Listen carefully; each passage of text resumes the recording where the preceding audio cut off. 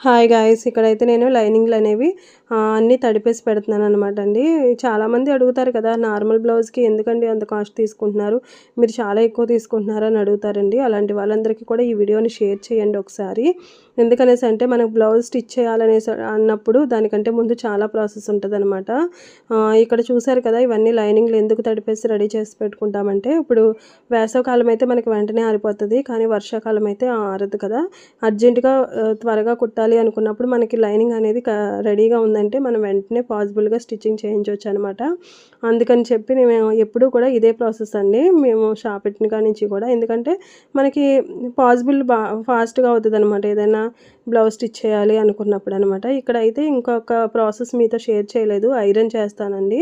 Iron చే ఇవన్నీ కూడా ఐరన్‌కెళ్తాయనమాట. ఐరన్ చేసుకొని అప్పుడు మేము కటింగ్ అనేది స్టార్ట్ చేస్తాను. ఓకేనా? ఈ వీడియో గనుక మీకు నచ్చితే లైక్